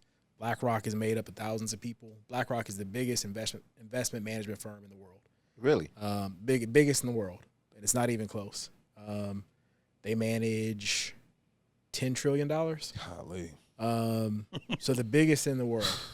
But and it's like I never get tired of talking about Nip or the connection to Nip. But that really was a connection because of Nip as well. So one day this dude starts hitting me up on Instagram, and he looked Latino. Look, I couldn't tell if he was white or Latino. Started hitting me up on Instagram, and he was like, "Yo, I'm a big fan of Vector 90. I want to come sit down with you one day." And this is a period. This was like 2019, after Nip passed, and I was getting messages from crazies from everybody. Right? So okay, cool. I didn't respond. He hits me up again. He's like, "Look, I work at BlackRock. I want to come talk to you." Definitely didn't respond. I was like, "Bro works at BlackRock. What's he hitting me up for?" And then he sent me another one. So one, I got to give him credit. He's one of my good friends now. I give him credit. He sent another message. He was like, "Look, here's my work email address." He was like, "You probably think I'm bullshitting. Here's my work email address." Because we get that the DMs look crazy sometimes. He was like, "I'm just interested in what you're doing, and I don't know if there's something we could do together, but I want to see if we could be a resource." And so He comes to the Crenshaw district. He comes to Vector 90. He wants to see it. When he gets there, dude has been a lifelong Nip fan. So he grew up in Ventura. Wow. He has pictures in his phone of him at shows. He has pictures of him and Sam, right? Sam doesn't know who he is, but he has pictures. He was that big of a Nip fan. He went to, when Nip was just starting off and having local shows, he went to all of them. So dude's a real Nip fan, a real TMC fan. So then work at BlackRock. So then he works at BlackRock. Okay. Like he went to USC. Official. Made it official. Yeah. So then we just started having real conversations. Like, oh shit, that's cool. Here's the crazy part. This is in 2019. And so I'm like, what do you see us doing together? And he was like, well, look, he was like, we always want to make an impact in communities if we can figure out a way. And you know, it's just hard given the size of the investments we have to make. And so this is way before the whole Baldwin Hills Crenshaw thing. And I was like, well, look, let's go. That's what I want to talk about too. So that day we went and we drove to Baldwin Hills Crenshaw because it had been on sale like the year before. And I was like, you know, this is the kind of thing we should buy together, right? We're talking about the mall. The mall. Crenshaw Mall. Wow. But it had just been, somebody had just bought it or on paper had just won a bid to buy it. But I was like, this is the kind of thing, you know, if we ever had a chance, this is what BlackRock should do. And preserve that neighborhood, that community. Yes, for sure. And he was all about, and he was like, yeah, he was like, this is Nip's neighborhood. He was like, we could do something crazy for Nip. We could do a Vector 90, flagship. Like, this is him, what that is. Yeah. Be a flagship, marathon store. Like, just, we could name a part of it Nipsey Hussle. So I was like, yeah, bro, we do all that, of course. We just got to get this mall. We just got to get the mall. Yeah, and the mall wasn't even a market at that time.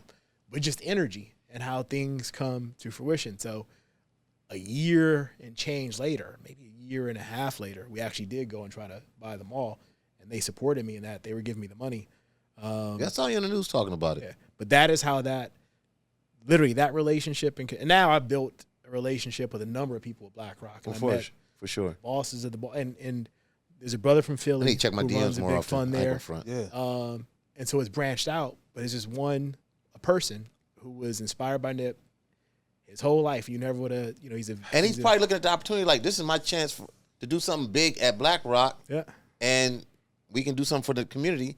Because like Crenshaw, the Baldwin Hills Crenshaw Mall is like a staple, and it's a lamp. It's a right. Not just so it is that, but most people just see the mall though. You just see what's there.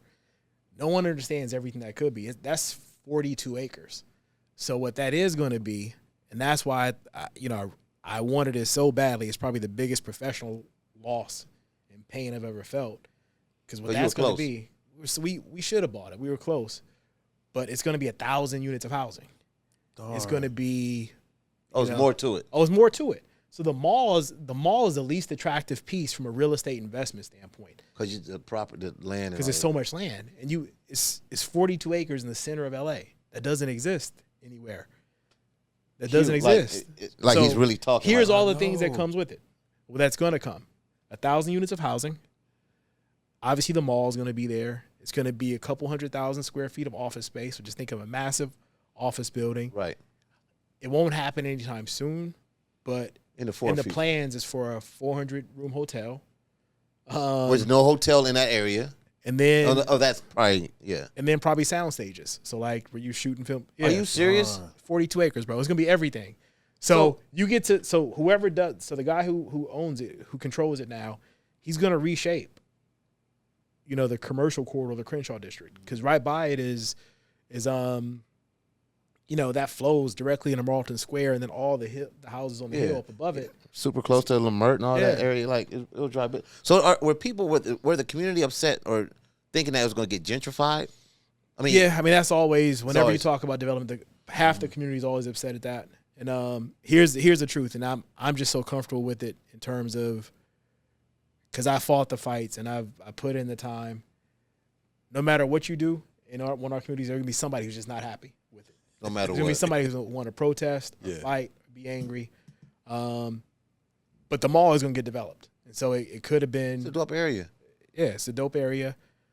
You don't want it to just be nothing and just be a mall. It's going to get developed. And now the plans are already underway. Like, so are you going to it's done. It's a done deal. I'm not a part of it. He's not a part of it. This ain't got outbid it or whatever the case was. Wait, so was it some Russians or something? That's wild. No, I'm just But talking you know about we on camera, right? Fuzz went and did his narwhal research. No, I'm saying this some hood myth. I ain't doing no research on this. No. Everybody was like, damn, Russians. I mean, So no, so it is. Yo, no, we so love, it's a- we love everybody. it's I LA love everybody. So But it's a- they was, fuck that. No, They no, was so upset. listen, They was listen. upset. That you know what I mean? No. So listen, the That's funny. Fuzz, you wildin'. I was trying to it's say an like, LA-based developer who won it, but his money, his money is from a very wealthy Russian guy. But the Russian guy is cool though. He's cool. He owns All it's the guy who owns. Nah, cute in the LA. We was upset about But it. just man. imagine if it was like we were here or some other people had No, it a was white, so white many- podcast, right? It was like, who bought that? Let's buy some No, blacks. but the thing is, it was his money it's wasn't energy. one. Okay. Yeah. Yeah, man. And so I tell you, in LA was going up. I'm like, oh man, they gonna come over the crazy here. thing is, I sent a message to the guy who got it. I texted him this morning, Okay. and I was like, "Hey, what's going on with Baldwin Hills?" And he was like, "It's moving." He was like, "We're good. good. I got it." I was like, "I know you do," and I was like, "I'm just telling you, the project means a lot to me." Can you be an advisor? I was like, I want to get involved at some point. And he Yes. was cool. He was respectful. He was like, look, we got a lot of work to do. He was like, hit me in a few months. So, and that's another thing. You can be competitors and that got spicy because, he's going into it. It's a deal. He's a very successful guy. It's just business. It's just business. yeah. He doesn't understand so many layers of emotion. That's home. There was another community-based group that went after it. There's a lot of emotion that's genuine Yeah. on their part. There's emotion that's genuine on my part because, one, I knew it from a real estate standpoint. I really had the money and I could do it. But then there's the emotion. You drive by the mall now, there's still a NIP poster on it, from Yeah. the victory of that poster on it. Yep. So for me, I was like, damn, this would, the avatar for me is Don Peebles. It's like, if I do this shit where I'm from, You be I'm there. yeah. And we can, it's the NIP element, and sure. home court. So we just had so much emotion, everybody else involved in the deal. And dude was probably like, damn, I don't understand what all this is. You try to give them like respectfully business culture. This is culture. Yeah. This is for us. Yeah. Like Q, one of the biggest things that happened when Magic Johnson started doing his investing. Yeah, he did a movie. Bro, theater. you know how He did big the that movie. That was a big deal, people, dog. no, listen, I wrote, Am I right or it's wrong? crazy you talking about that. I was in Texas or headed to New York at the time. I wrote Magic a letter when he did that shit. I wrote him a letter because it was such a big deal. Big deal, bro. He did the Starbucks too. with the Starbucks and the Fridays. In the gym, the Fridays. And You then, all which there. one, what came first, the theater or the Starbucks and Fridays? I think Fridays. Then he did the Really? theater. Well, I'm not sure. I saw a Whatever the documentary. first one he did was, It was. I think it probably, changed. I yeah. think it might have been the theater. You sure? I think it was I don't know. Starbucks was a big deal because he's put He Starbucks in the hood. yeah, he put almost damn near Everybody potato was- salad and all Yeah. types of But the thing is, just think how crazy that is. And big ups to Magic still. But you got to look at corporate America. Like, how fucked up is that we were celebrating because we got a coffee shop? yeah. Like, what does that mean? That the rest Coffee of the world shop, the thought- gym. and we got a coffee shop and a Fridays, In the and it changed the But community. You also got to remember too that was post riots, Yeah. where a lot of companies were probably after, yeah. scared. You're to right. come It was down. after. Yeah. I'm Damn, not look from at that. LA, That's guys. That's a very fair. I'm just saying. We have to be fair here. FAQ. That's what's up. That's what we do. This is what we FAQ. You know what I We gotta mean? just make sure we touch everything. It was because it was crazy. It was crazy. Like I remember, y'all remember the riots. We all woke up like, oh my goodness. So I was at the Laker Magic. game that night. you were where? I was at the Laker game with the playoffs. Really? Hell yeah. That was it was the fucked up thing is about. They told us don't go south. Just go west. Don't go east. Don't go in the city. I'm like, what is going on? And we came out, pillars of smoke everywhere. Wow. Everybody at the phone booths and all that. So somebody like Magic Johnson bringing that back was like, it was crazy. One thing I got from you right there was, even though you called the guy who he won the bid, but it wasn't about because you guys had the money. You had $10 trillion backing you, a company, and they got the whatever. But however they got it right.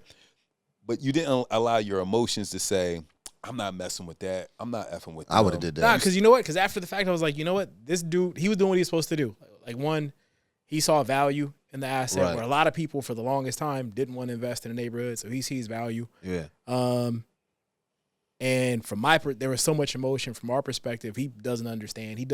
How could he connect with, what NIP and all that meant and what it means to be from somewhere, and the land means so much to you. Yeah. So I'm like, But it's still a play for you though. Still, so I got to course correct my approach to him and my engagement because like, dude is doing what he's done 100 times before, and he's like, "What's going on here?" And so I hit him every once in a while. Yeah. Hey, what's up? Whenever you tap in, down, you tap in. Yep. So let me ask you this. So we just brought up Magic Johnson, who's been a pillar in. I wrote Magic Johnson a second letter when we were bidding on the mall, and I was like, "Hey, jump in." I was like, "Look, I think we got this. So I'm not reaching out to ask you for any help, but I'm reaching out to say, this is so much driven by what you did with the theater, with the Starbucks, with the Fridays, and if we do get it, I would love your counsel." Because that was at a point where we were sure. That's my next question. Have you talked to him directly? Yeah, I ran it. Yep. So okay, cool. I'm about to call him. All right. So I still might need you to call me. Yeah, you know what I mean? Nah. So Magic, he came. That's what we need an interview. I'm bullshit. 1,000%. All right.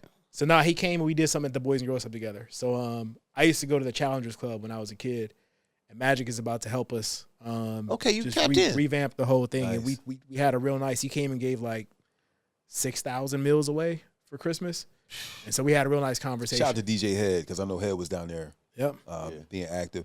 If somebody's watching this and they saw every interview you've done, like, and they possibly can't score higher than the 890 on the SAT. You know what I'm saying? I'm just saying. Why you remember that number, bro? Because it was like, I'm not going late. Because they was like, if I get a scholarship, I can get 1,000. I'm like, no, I'm not going to take that for a third time. So you had to get 1,000 to be good? I still got into schools I wanted to I get don't into. know what my SAT score is. Well, you didn't. Never mind. I don't care. But it was 890. Because I went to a school that was like college prep, and everybody, I got a 1,200. So you got higher than 890? Hell yeah! To get into Cornell, he got like a 14 and up, right? I did. Actually, I kind of forget too. No, but I kind of because they changed the scoring system now. Yeah, but all right. So the highest was 1,600 then. Get him, David. So for you to get into Cornell, it was not a 9. It wasn't 1,000. You had to get like. I'm just saying. Nah, I did okay. 2,000. I remember. Yeah, I did No, okay. but the highest was 16 at the time. Oh, so shit. I'm telling you, he probably got 1,590 then. It was between 13 and 1,600. So you got over 1,300. Yeah. That's what I'm trying to tell you. Why are you ashamed of that? I'm not ashamed. Bro, I would get No. hoodies made of that shit But with me. He's a down player. You gotta read between the lines. We saw what he pulled up today. Uber X. I get it. Uber Uber X. That's a heavy Uber X. Okay, somebody's watched all of your interviews. They want to know, how can I be like you, right? Yeah. Maybe I can't get into Cornell. What are some of the things that people can educate themselves on with some of the books? That's a good question. Like FAQ. How can we be like David Gross to buy these malls and do all these different deals? Bro, so the first thing I'll say is, I didn't even know I was being me. You know what I mean? Like I had so many pivots because every story I've told you, it was almost this almost naive kind of, I want to make money, so I ended up on Wall Street. And I ended up at the best bank on some simple shit, like I just want to go work at the best bank. That's not a sophisticated, decision-making process. Yeah. You know what I mean?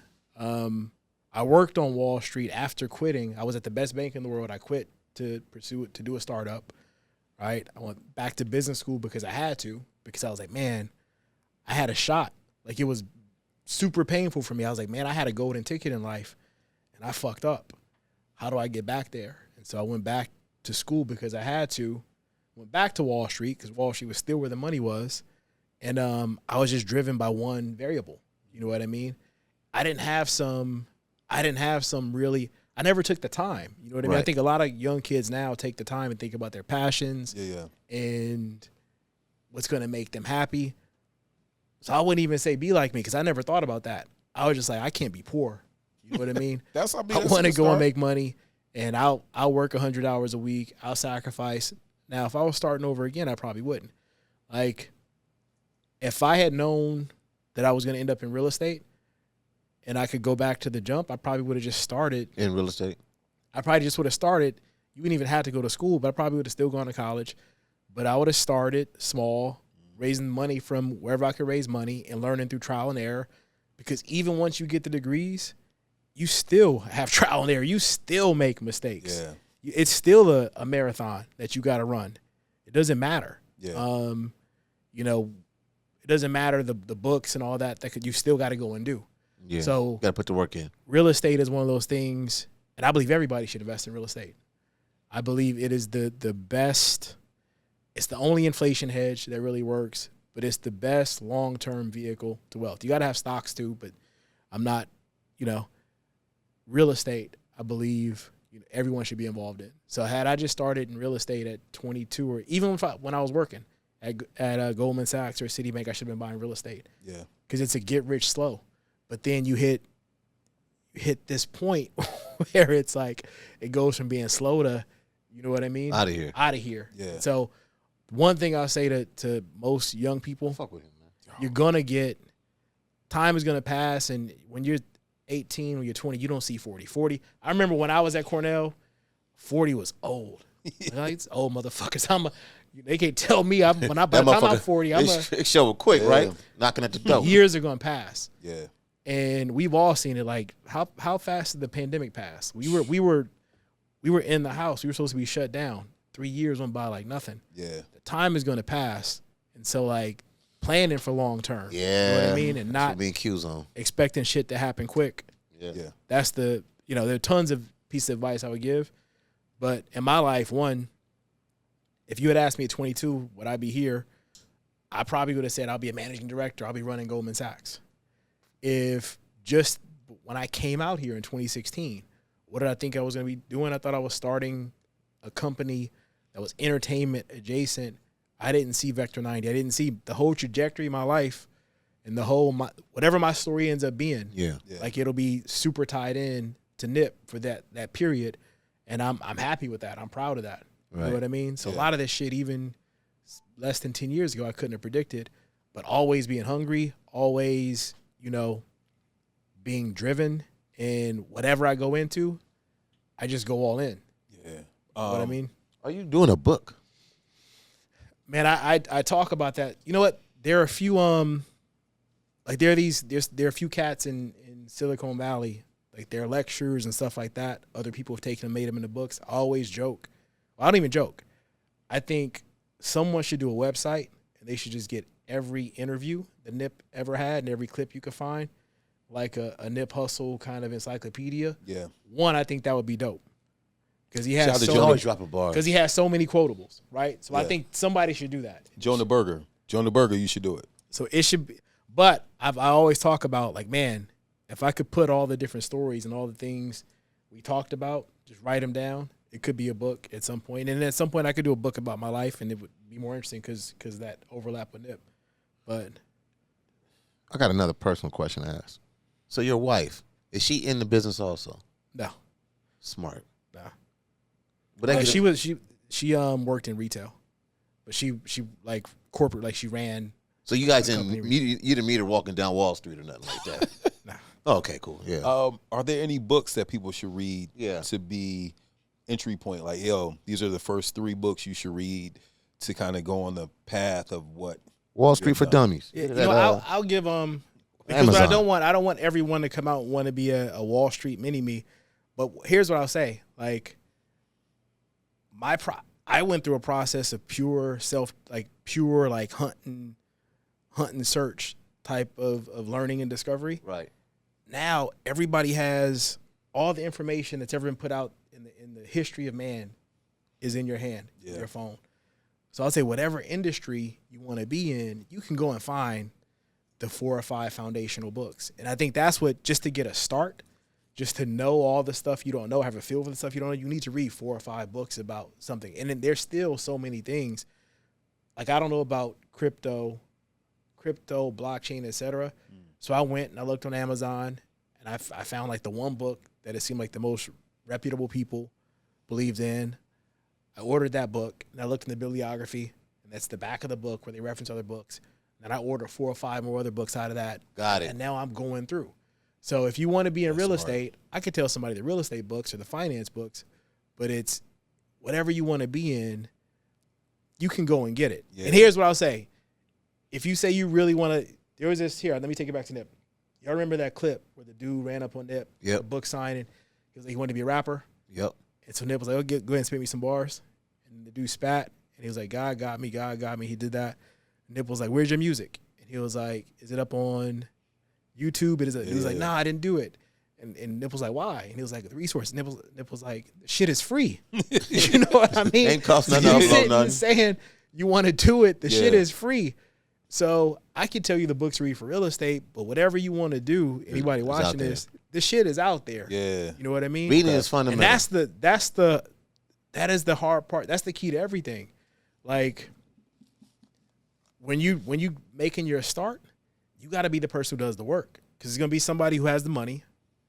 It's going to be someone who has the experience, and it's going to be someone who has to do the work. Yeah. Now, if you have the money and the experience, you're not doing no work. It's all you know what I mean? Yeah.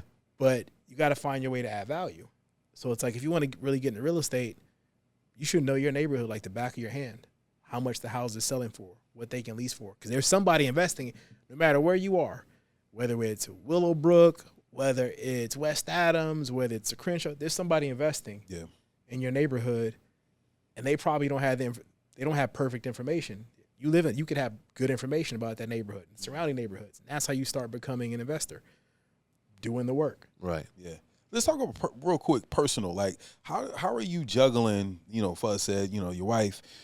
You know, I guess Family time. Yeah, family, kids, just all of this stuff, and you're in high demand. Like, people want to. And be thank in you the for David returning my Gross- DM too. Like, that was nice of you, man. Yeah, Come on, people man. want to be in the David Gross business now, right? Because you're successful. So how do you manage all of this? Is it like a team behind you? Or you like Still figuring that out too. But like, you need like teams, processes, and systems. I think that's the key to That's what our business right here at the podcast, teams, our show. processes, and systems, Yeah. more so than talent.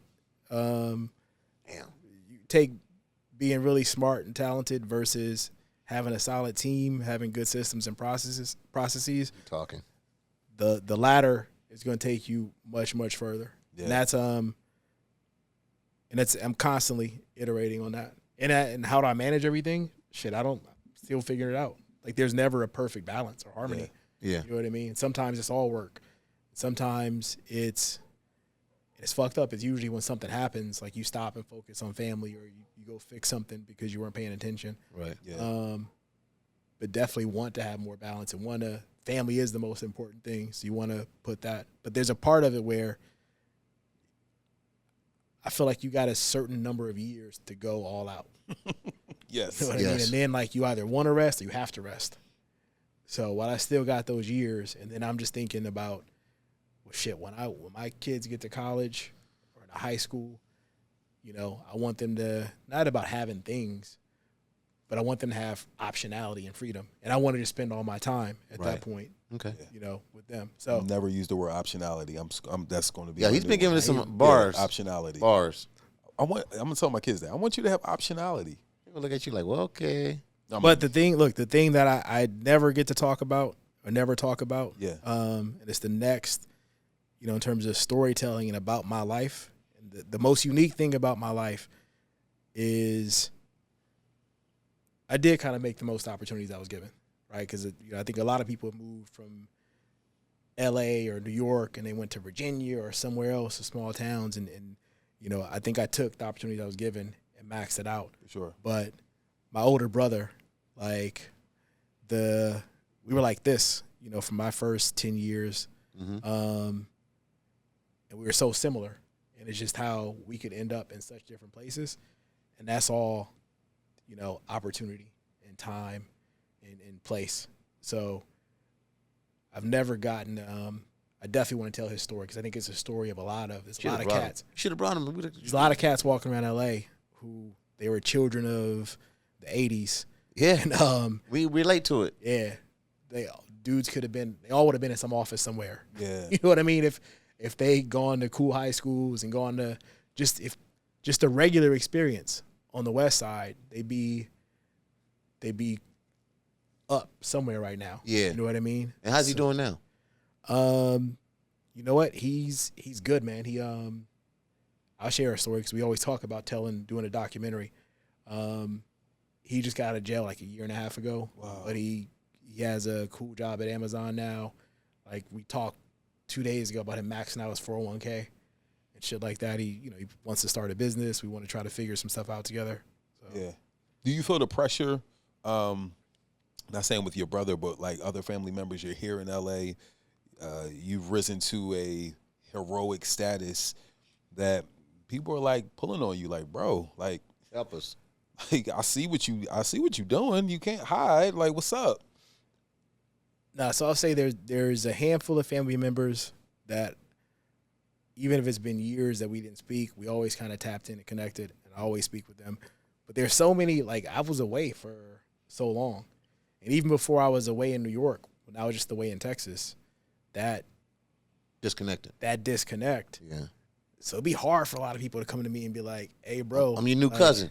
Yeah. Because I didn't leave as somebody. I left, like. You young. We were but when I left, we were the poorest in our family. So me and my mother and we were the poorest of the poor. Okay. So that's why we went away. So our aunts and uncles wouldn't take us in. So nobody's gonna be able to pick up the phone and run and finesse me or guilt me. Like, what? Nah, that ain't happening. I will gladly tell you to fuck off. Yeah. You know what I mean? So now I don't really feel that kind of pressure. But you have a great story though, bro. And I appreciate you even taking time out of your day. You know, you had another meeting, you was supposed to go to, and I know we're running late, but I appreciate you taking time out with the FAQ show. Yeah, for sure. Yeah. Real quick, I know we got to wrap up. Tell us about this boxing gym that you. Shout out to G Perico, Perico and right? G Perico and D-Smoke. and D-Smoke. So this is the kind of thing I'm most proud of. Because people always say, "Man, we haven't seen you in a minute. What have you been doing?" And I'm always working on something, and sometimes it just takes time. This particular project, one that three brothers like us came together to do it, is kind of a cool story. But then Very just cool. the process of doing it itself it's a story. So early 2021, D-Smoke hit me up, and we had a cool relationship because we had just sat down and broke bread a couple times, like not having anything specific in mind, but like your energy's cool, you're moving. At some point, we'll figure something out. We were networking, building. Yeah. And something came up. Like, so people don't know, maybe you don't know, D-Smoke was like a serious boxer. Like, if he wasn't rapping, he would probably try to be a professional boxer. Yeah. So he really wanted to box. And so he boxed at Broadway Boxing, which is an iconic gym on the east side, 108th and Broadway. So he boxed there in the hood for more than a decade when he was growing up. The owner of the gym, she passed away. Shortly after that, her son, who ran the gym with her, passed away. The gym shut down. At some point, somebody reached out to D-Smoke, like, hey, man, the gym is closed. It's going to be sold. It's not going to be a gym anymore. You're D-Smoke now. Come do something. So he hits me, and he was like, bro, I got a real estate play. Can you help me with it? And I was like, what is it? He was like, well, I know you like boxing too. He was like, it's Broadway Boxing. And I was like, oh, shit, I think I heard of that. But I'd heard about it kind of because of boxing, because of G Perico. I'd always see G Soe out the store and G Perico putting it out there. And me and G Perico had a cool connection because G Perico made music with my little brother.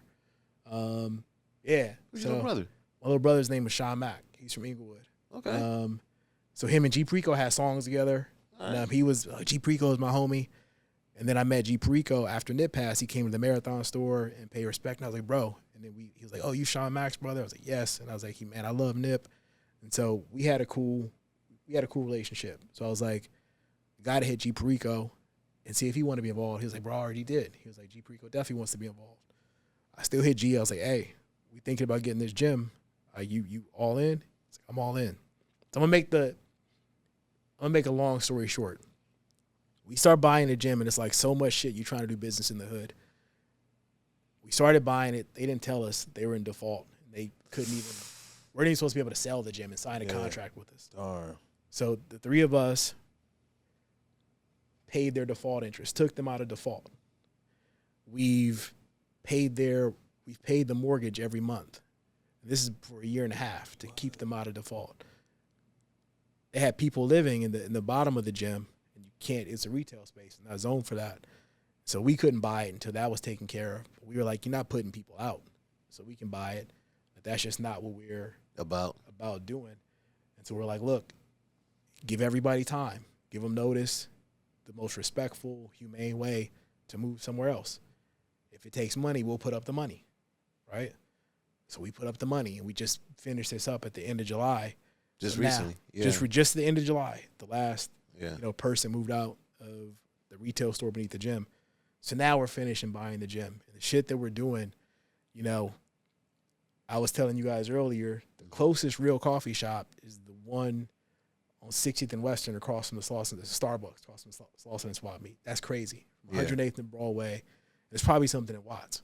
But most people can walk to get coffee from their house. Yeah. So we're bringing in coffee. We're bringing in, I'm going to do like a micro Vector 90. I keep bringing up the Boys and Girls Club. The Boys and Girls Club is going to come and do programming there. Shout out to my brother James Fauntleroy from 1500 Nothing. That's our guy. He's a friend of the show. He's been on the FAQ show. So James is going to help with the music programming. So course. we're and it's super dope to have somebody who's like the face of the neighborhood, like G Perico, being involved, just helping to revitalize that area. You know what I mean? So we've been working on that for a minute, and You're excited about that? Super excited about that. That's dope. Because that's the whole. So just think if I do that with G Perico in his neighborhood, and then me and D Smoke and other people do something directly in Inglewood, just doing something like that in all of these communities where people aren't really checking for them or aren't really investing like that. That was what me and Nip were trying to start. And so it's cool. It's coming full circle with some other brothers, but and in a part of LA where nobody's really putting any resources into. You're the breath of fresh air. Yeah. Wind beneath my wings. The resurrector. I gotta give it up to D You Smoke. got another one? That's just Alpha. D Smoke for running the play and Perico. Yeah. That was kind of short. It was like that. I was going to say Alpha and Omega, but I don't know. Yeah. I was going to church. David A. Gross, a.k.a. David Nett. We appreciate you, David man. Nett. Dave Nett. Yeah, Dave Nett. Dave Gross. Dave Gross. Nett. Gross. Thank you for stopping by. Yeah, thank you. Hey, man, I appreciate you guys having me on the pod. Actually, I've been wanting to holler at you anyway. So Yeah, man. respect, man. Yeah, I'm broke. LA is so small, man. It's It's making money. Bro. Yeah, man.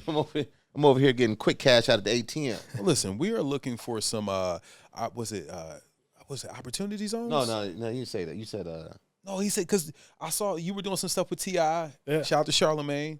Those are guys, you were doing opportunity you zones. with Charlemagne too? Charlemagne's my guy. Yeah. Oh, man, you need to, all right. Yeah, you tapped into the folks, man. Have you looked into Philadelphia? It's Philadelphia. Actually, Well, we have. And we have a Vector 90 plan for you. We wrote it 6 months ago. Yeah. Yeah, we'll present it to you. We'll present it Now, to you. actually, the funny thing is when D-Jack was in Philly, That's my guy. when D-Jack was in Philly, we were looking at, he was looking to get serious about real estate. We were looking at Brewerytown. Brewerytown. Brewerytown. Yeah, it's North Philly. Yeah, we were looking at some stuff in Brewerytown and a couple other places. Yeah. Yeah. Okay. All right, well, We have a plan. tapped Cuz. in. Yeah, we're tapped in. Yeah. Thank you for coming by the FAQ Yeah, show. man. We I appreciate it, appreciate brother. Man, Dave Gross, a.k.a. Dave Nett. Dave. We Dave appreciate Gross. Yeah, please subscribe. These are the type of people. Put some respect on his name, man. Yeah, I mean, this is the type of people we're bringing to you guys. I mean, what more do you want? Yeah, man. Hey, man, I'm honored to be on the show. No, we're honored to have you, brother. This is real talk. We love these conversations. Oh, for sure. Yeah, man. What's up? Yeah. Make sure y'all subscribe, tell a friend, tap into Dave Gross. Yes. And whatever he's doing, man, make sure you follow him on Instagram. Tell everybody where they can find you on Instagram. Shit, just dave.a.gross on Instagram. There it is there. Super simple. All right, we'll see you guys next time.